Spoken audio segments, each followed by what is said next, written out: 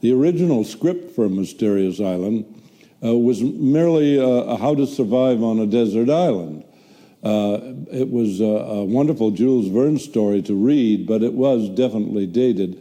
And in order to keep an audience in a theater for an hour and a half, we had to inject certain elements that we felt from the experience in making the seventh voyage were very necessary to Mysterious Island. So I made a series of drawings of visuals that I felt could be included. When we first started considering rewriting the script, we thought we'd inject the prehistoric element.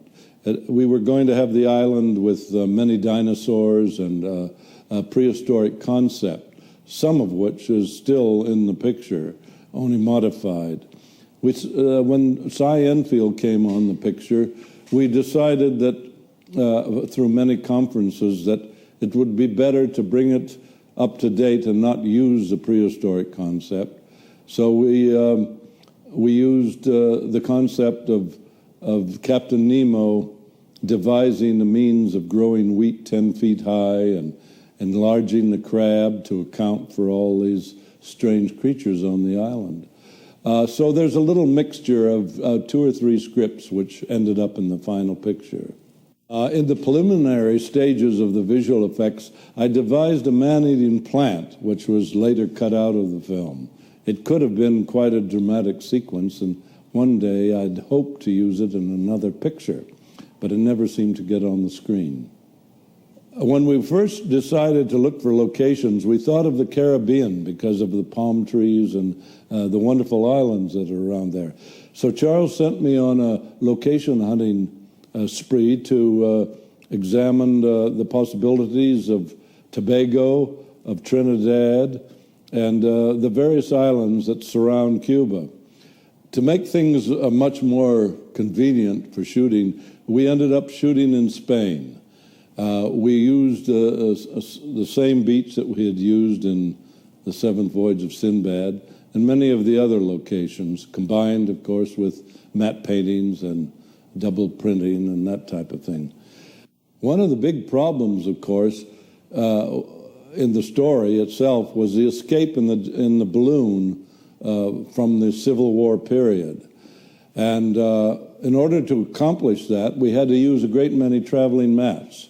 So we had a combination of a large section built of the basket and the lower part of the balloon for the live action. And then for the miniature sections, to show the completed balloon, we had to use miniatures. We had to use a big miniature tank at Shepperton Studios. We had to make a balloon about 10 feet high to glide over the surface of the water. So it became a rather large excursion into high-speed photography. One section of the picture we showed Shepperton Square, which substituted for the Civil War period of the escape. And in order to achieve that, we had to combine miniature with the actual Shepperton Square in Shepperton. So we had fire engines there giving the rain effects. But for the very long shot where you show the complete balloon, we did that all in miniature. We built an exact duplicate of Shepperton Square and then put the people in through a process of traveling matte. So that was the only real way we could achieve that effect in a storm sequence, because it required so many different cuts in order to achieve the continuity of the story. Okay. The first creature that the men encountered on the island was a giant crab. And to achieve that effect, we bought a crab from Harrod's department store, an edible crab, I believe they call them. And we had it cleaned out and an armature put in its place so that it could be made use of through the stop-motion method. It turned out to be one of the most successful sections of the picture. One of the holdovers of the script that we wrote concerning prehistoric animals was the giant bird that they encountered. Actually, it was a known prehistoric concept, so it made it much easier to design. We felt we could keep it in because it was quite an exciting section to animate, and also that we felt it would give a little humor. The bird and its awkward movements. Dear Bernie Herman sensed that comedy effect, and he put a score in it that made it quite unusual and interesting.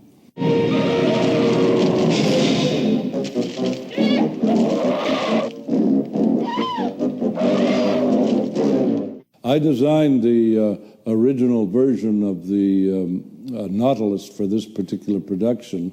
Of course, Jules Verne made a very vivid description in his story about it, which helped a lot. But we wanted to steer away from another film that was made that showed a rather different design of the film.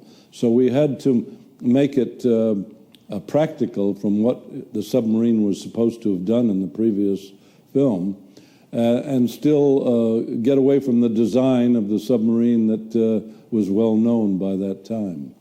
The miniature submarine and cave, of course, were built on quite a large scale. The submarine, if I recall, was about 8 or 10 feet long, quite a large miniature. That was necessary because during the collapse of the cave, the pieces of the cave had to fall into the water. And if you don't make a large enough miniature, the splashes get very large, and then it gives away the fact that it was a miniature. The underwater sequence was quite a difficult thing to shoot. We got Egil Waxhold, who is a wonderful underwater cameraman, to do all the underwater photography.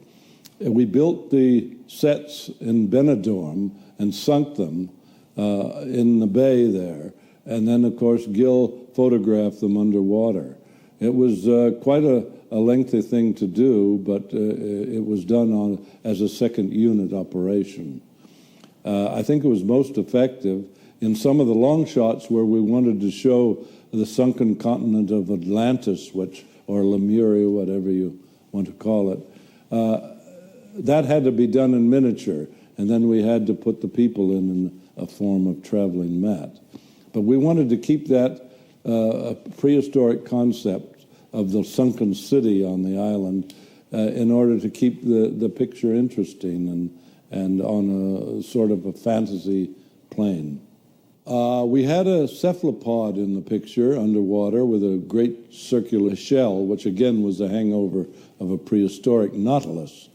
And one of the problems, of course, was to animate all the tentacles so that they looked like they were underwater, which meant very small movements. Sometimes one would have to move each tentacle about less than a millimeter a frame in order to get that subtle underwater feeling. Of course, later we printed over a series of waves and distortion to give the further effect of the underwater shooting. For the ending of the production, we had to have the volcano explode. So we built a lot of miniatures in Spain. This was all shot ahead of the production. So that enabled us to have a visual image of what was going on to show the actors so they'd react properly when we put the two pieces of film together. Mysterious Island was one of the most successful pictures that we made, and it pleases me a great deal to know that people are still enjoying it today.